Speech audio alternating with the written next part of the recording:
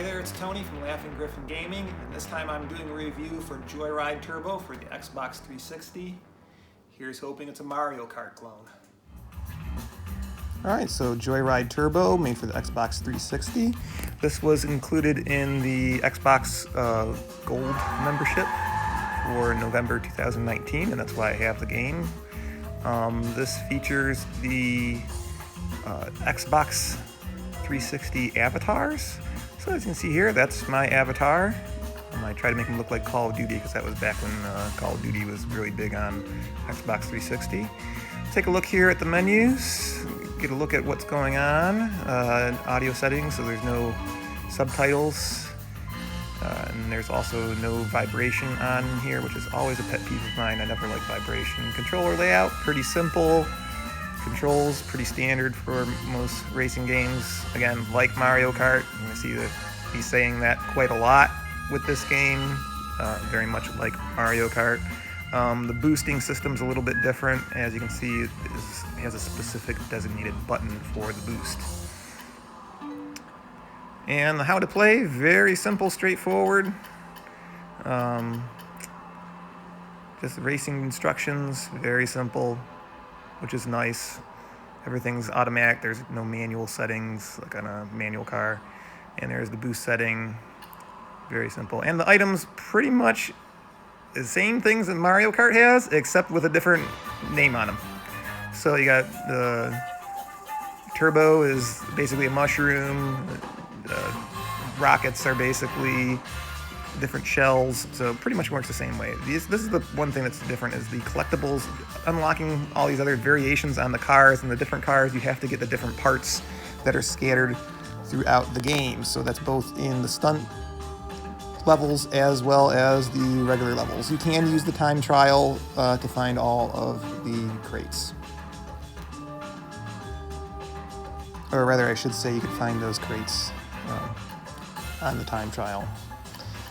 So let's get to the first series, 100 horsepower, and yeah, let's get a chance to look at the cars, and none of them are unlocked, except one, so yeah, it looks like it's got different variations on all of them, and yeah, gotta choose that one because that's it.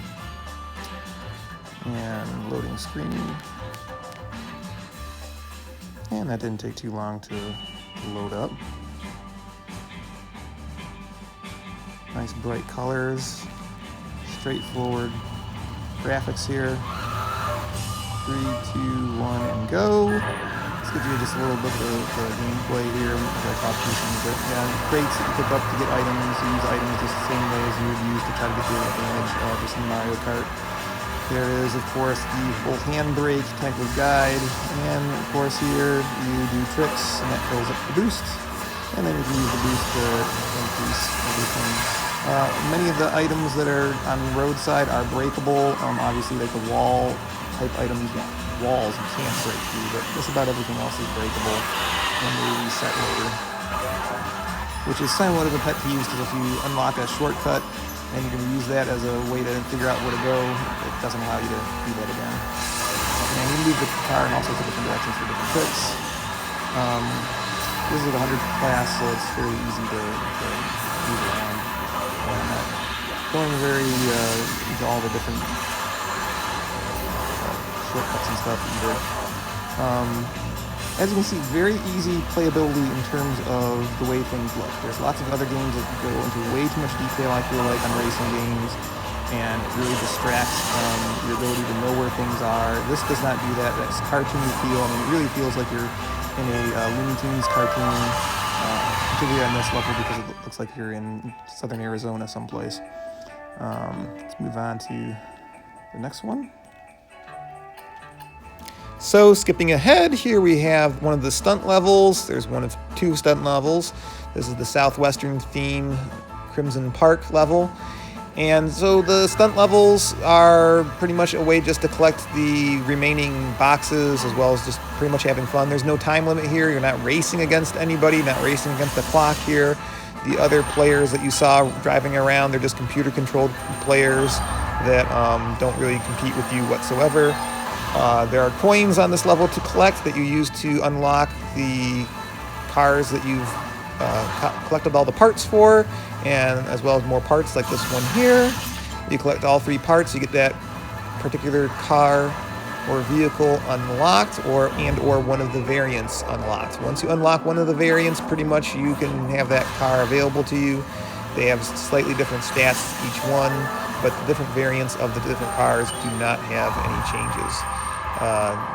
Will say that getting a lot of these items kind of eluded me. The various trophies, I don't think they really do anything other than bragging rights or just a completionist kind of view, something like a target to aim for. But the carts in any case doesn't seem like they really matter except for unlocking. You can get a lot of coins here. It's easy, very, very easy to lose track of time when playing this, because you will invariably have difficulty getting to that certain cart, or rather crate, for getting that certain trophy, and you're going to repeat things over and over and over again until you get them. But it's in the good way, because it is kind of fun and challenging, even though it might be kind of pointless really in the end. But it is very fun. As you can see here, lots of big jumps that you don't necessarily get when you're racing in the game. So yeah, pretty much fun had by all.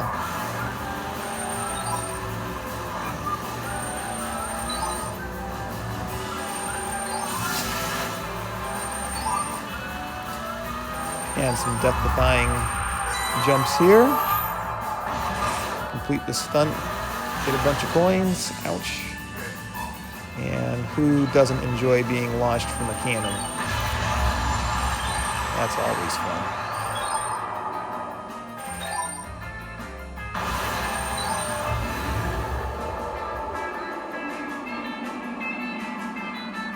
Unbelievable stunts right there. Nice.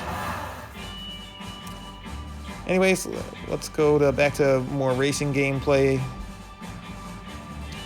And as you can see here, a car that truck that I've unlocked. It's got the unlucky number 13 on it, but I did want to show you this one because 13 is a nice segue into me plugging another one of my videos. I did do a game review on the Friday the 13th game for Xbox One, and you can check that out on the link added on to this video, and you can check out the other videos that I have on my channel.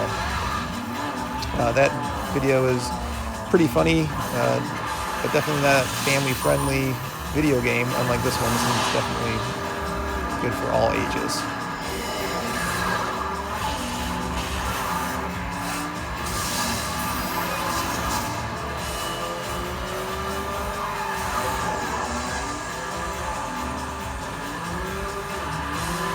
I should definitely point out at this point that I just played this on the one-player mode. There are ways to play this online and or with other people, which I think would really add to the value to the game, because it seems like it's definitely more of a party game. Certainly the way that Mario Kart is a very fun game when you're playing it with friends and family, particularly if they're there in the room with you. Bragging rights, of course, and it's just a lot more fun to play, and I think that would make this game a lot more fun if it's played in that kind of context.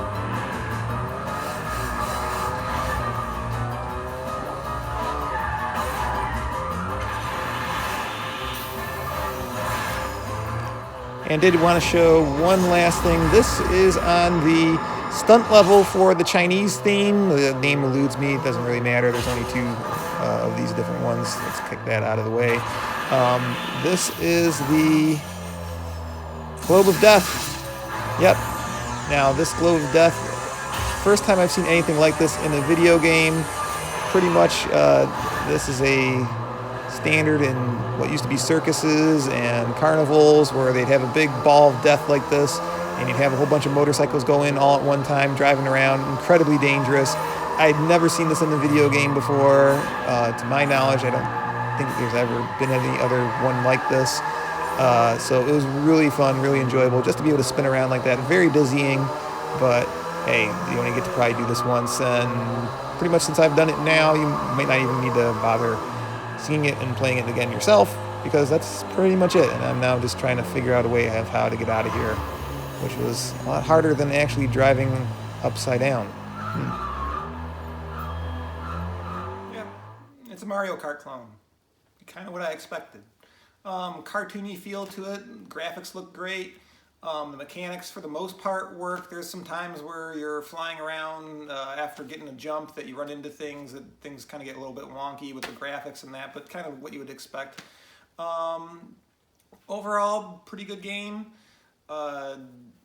Didn't like the fact that well, there's 10 levels, I'll give you that, but the backgrounds kind of feel the same. There's a very repetitive. They could have done the music a little bit different. Nothing really stood out about the music as opposed to other racing games. In particular, you got to compare it to Mario Kart because this is what they're cloning.